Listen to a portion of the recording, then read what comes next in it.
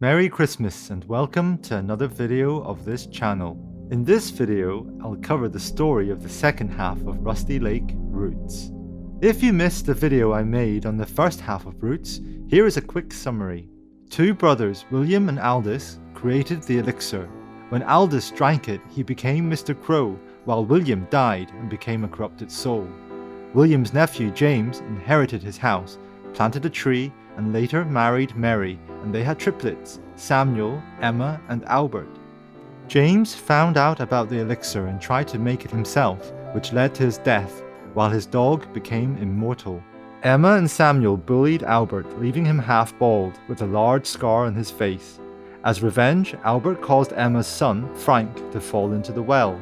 Samuel married Ida, a fortune teller, and they had a son named Leonard.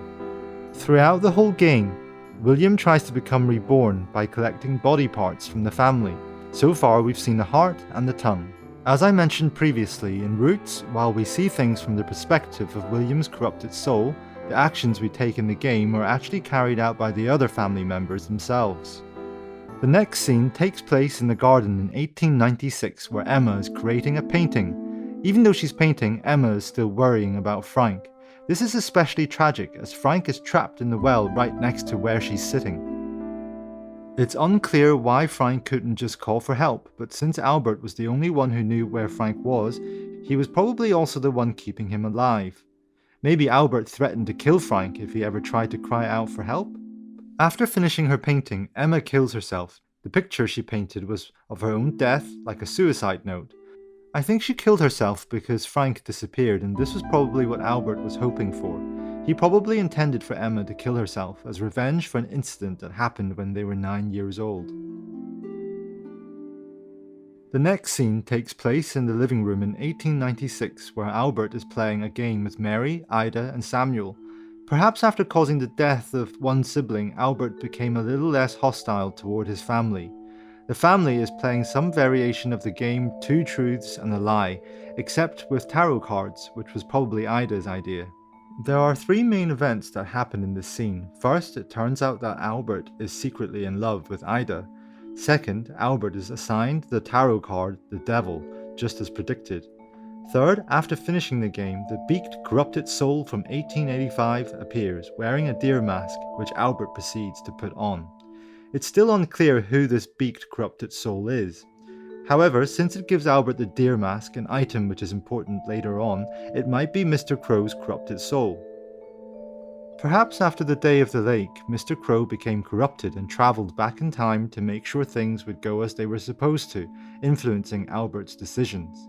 This would explain the soul's altered appearance, as corrupted souls do sometimes look different from their original selves. 8 years later, in 1904, Albert still seems to be getting along with his family. In this scene, he's playing music with Ida, Samuel, and Leonard while Mary listens. It's likely that Albert had been engaging in these wholesome activities with his family for the entirety of those 8 years. But suddenly, Albert snaps. Perhaps the strain of acting so nice to his family for 8 years finally got to him.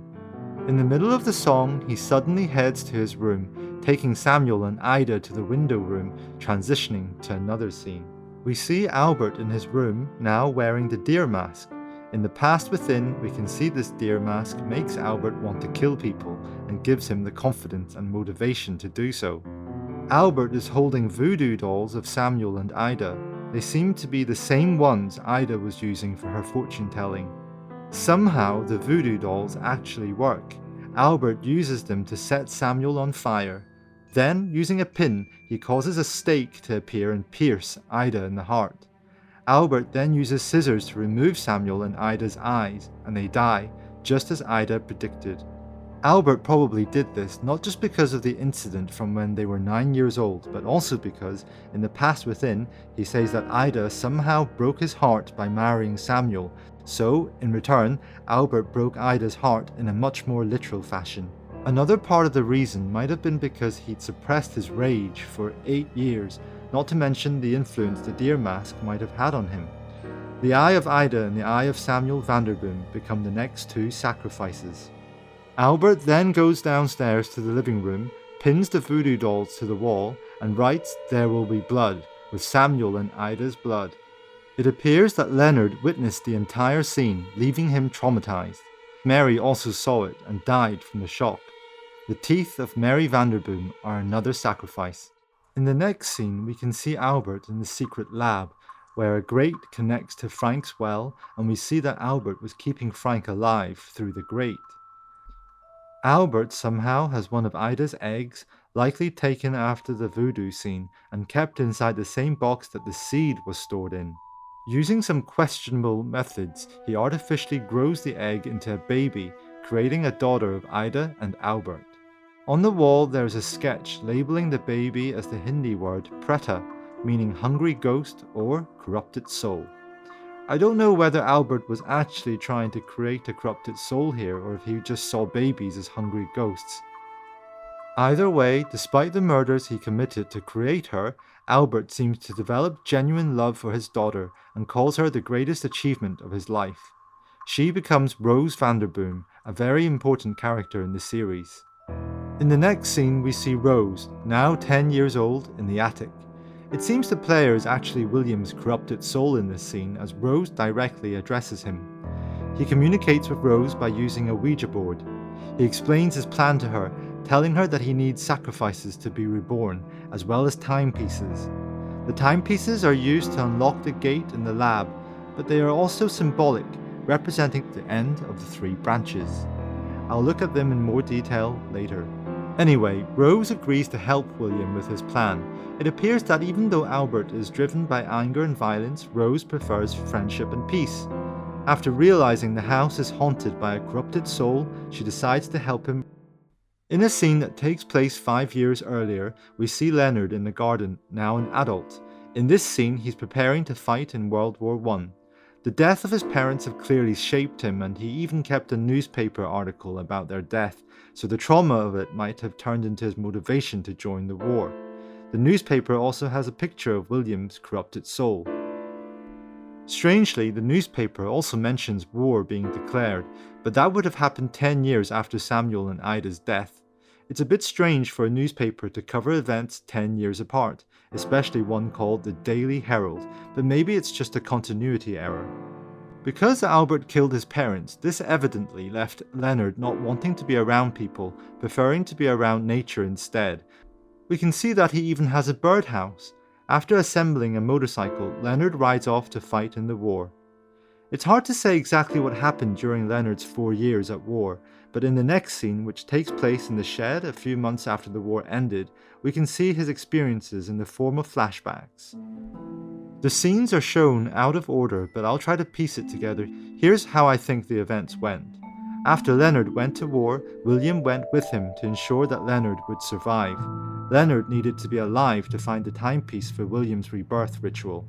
While Leonard was in the trenches feeling homesick, a grenade was about to detonate. Mr. Crow appeared to William, warning him to save Leonard, and gave him a gas mask. Just before the grenade detonated, William gave the gas mask to Leonard, saving his life. Although Leonard survived the explosion, he still lost his leg and was seriously injured. He might have still died from that, so William rushed Leonard back to the shed of the Vanderboom house and took care of his injuries. While this was happening, Leonard had flashbacks to Albert murdering his parents, but because of William's attention, Leonard managed to pull through and survive. His foot became the next sacrifice, but unlike the other sacrifices, no one died for it. In the next scene, we see Frank, now an adult, still trapped in the well. Albert is still bullying Frank through the grate connecting the well to the lab. Frank risks sending a paper plane up the shaft of the well. The paper lands in the garden where Rose finds it. Curious about who is in the well and being the peaceful person she is, she decides to help Frank. Frank manages to communicate with Rose by sending up messages written on the well's bucket. She gives him a grilled fish and a cup of the dog's urine after he asks for food and water. Giving him urine to drink seems a little out of character, but since the dog drank the elixir, the urine might not be as unsanitary as a regular dog's urine would be. Rose wouldn't have known about that though, so maybe it was Albert's idea to continue humiliating Frank. After Rose helps Frank to regain his energy, she gives him a wooden stick for balance, letting him crawl to the well's bucket in order to escape. Albert notices this happening but doesn't stop him. Maybe he chose not to do anything because he didn't want Rose to be upset, or maybe he thought that Frank had endured enough suffering for being Emma's son. Either way, Albert's attitude towards Frank seems to shift. In the next scene, Albert and Frank are playing chess. What likely happened was that when Rose found that Frank and Albert were enemies, being someone who didn't want to see them fight, she suggested that they set aside their differences and do some wholesome activities together. Since Rose was Albert's daughter and she also saved Frank, they both agreed with her. This is why I think Albert and Frank ended up playing chess in the former's room. But despite their external restraint and politeness, we can see that internally they still both hate each other.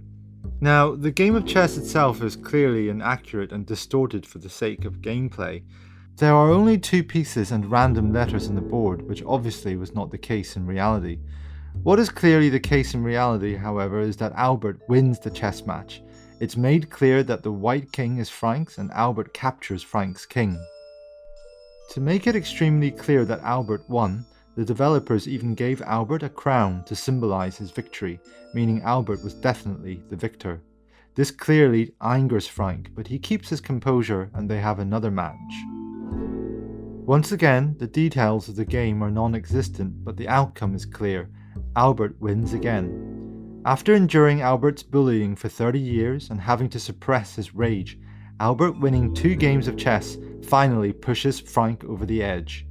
He gets up, strangles Albert to death, and then storms out of the room.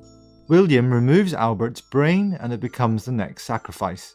For some reason, the water in the jar is a paler colour than usual, a detail referenced in Paradox. In The Past Within, Albert claims he foresaw his death and built a device in the shed so he could be resurrected afterwards. I don't know how he could have foreseen this, but he also said he'd lose the game of chess, so his prediction wasn't fully accurate, so maybe it was just a gut feeling. After killing Albert, Frank heads to the window room for a bath, where he sees William. Frank has his hair cut, and his hair becomes the next sacrifice. By this point, the family tree begins to look like a familiar shape, a straight line with 2 side branches that move away before merging together at the top. This shape is a recurring symbol throughout the series and is revealed in Paradox to represent the present. It's also represented by wood, which comes from trees. It started off in Cubescape, the lake, as the number 4 being mirrored against itself, but Roots, Paradox and Underground Blossom deepen its significance. The next 3 scenes show Leonard, Frank and Rose finding the timepieces, but depicted in a way that feels more metaphorical than literal. In order for the ritual to work, the 3 grandchildren need to sacrifice themselves for the tree. The timepieces, while physical items, also symbolize the end of the 3 grandchildren's branches. In Leonard's scene in the garden, he finds the bronze timepiece. He is still alone with only the insects for company.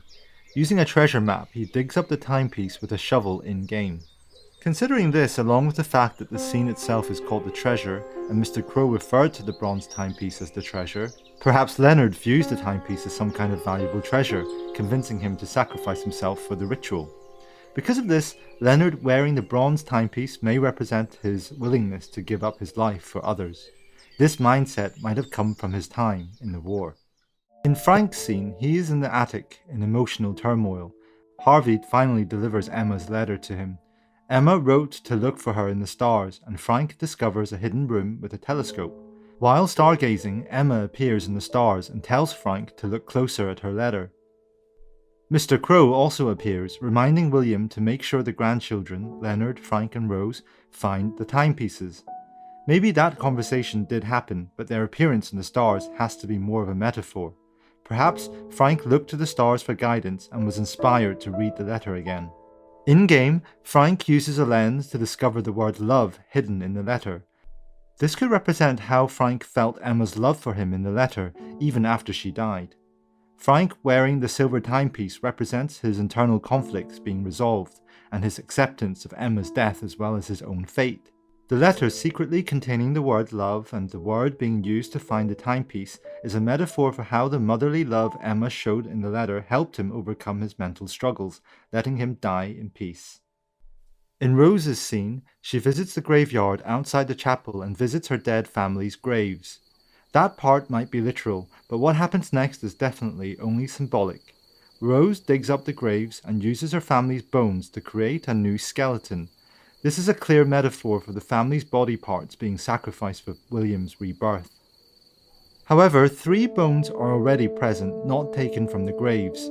These clearly represent the sacrifices from Leonard, Frank and Rose, which did not require their deaths. Rose building the skeleton herself symbolizes her mental preparedness for the ritual, her willingness to have her family's remains be used to create a new body. This acceptance of what the ritual involves is what the gold timepiece represents. Rose wearing the golden timepiece proves that she is willing and ready to do what she needs to for the ritual. The timepieces represent Leonard's spirit of self-sacrifice, Frank letting go of his inner struggles, and Rose's willingness for her family's remains to be used.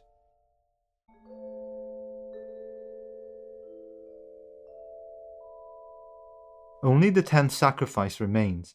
In the penultimate scene, Frank and Rose are in the living room, dancing together to the song that Samuel and Ida played before Albert killed them. Their dance together represents their friendship and forgiveness for each other, as well as the acceptance of their fate. A final last moment together before they sacrificed themselves. They both knew that arguing was pointless, so they decided to go out on good terms. After the first song, Rose wears a different dress, which becomes important later on. After the second song, she allows William to prick her finger with a gramophone needle, drawing blood, the final sacrifice. With all 10 sacrifices, the ritual begins. The final scene takes place in the lab in 1935, where Leonard, Frank and Rose remove their timepieces to open the gate. While this is a physical act, it symbolizes their sacrifice of their lives for the ritual. After this, the tree's roots emerge and consume Frank and Leonard's life, their last thoughts being William's rebirth. Rose, however, had a plan. By using the teleportation clock that Samuel fixed, she manages to preserve her life and avoids death. This wasn't out of selfishness, however. She knew that after William's rebirth, someone would need to look after his new form, so someone in the family would have to stay alive. After the gate opens, the sacrifices are balanced on scales, something which seems to be crucial for rebirth. Once they're balanced, the tree's roots descend, absorbing each sacrifice and transferring them to William's soul. After a long process, William is finally reborn as a baby named Laura Vanderboom. It's later confirmed in Cubescape, the cave, that the baby is Laura. Laura's surname, meaning of the tree in Dutch, represents how Laura was born from the tree. It's not clear how that works, but it doesn't seem like Laura was constructed out of the family's body parts. It appears that those were just part of the unknown process. Rose, preserved by the clock, fulfills Ida's final prediction, adopting Laura as her daughter, who, just like Dale Vandermeer, is a contender for becoming Mr. Owl's successor, the next ruler of the lake. Cubescape Paradox reveals that either Dale or Laura will die, with the survivor taking Mr. Owl's place. In the Ouija board scene, it seems that Rose had predicted some of this. Although it's impossible to say for certain, the games heavily imply that, despite all the trials the Vanderboom family went through to create Laura, Dale will be the one who wins. His surname Vandermeer is Dutch for of the lake, and the entire Rusty Lake series treats him as the protagonist. His journey to the hotel is the focus of the series' entire narrative, while we only get a few vague glimpses of Laura's journey. We've also seen that Dale will have a deer head if he gets enlightened, while we have no idea what animal head Laura would have. The game featuring the Day of the Lake, the day that reveals who dies and who succeeds Mr. Owl, will most likely be released on April 25th, 2025, Rusty Lake's 10th anniversary, making it the Day of the Lake in the literal sense. That is the story of the second half of Rusty Lake Roots. You can watch the first half of it here, and if you enjoyed this video, like, comment and subscribe so you won't miss the next part in this series.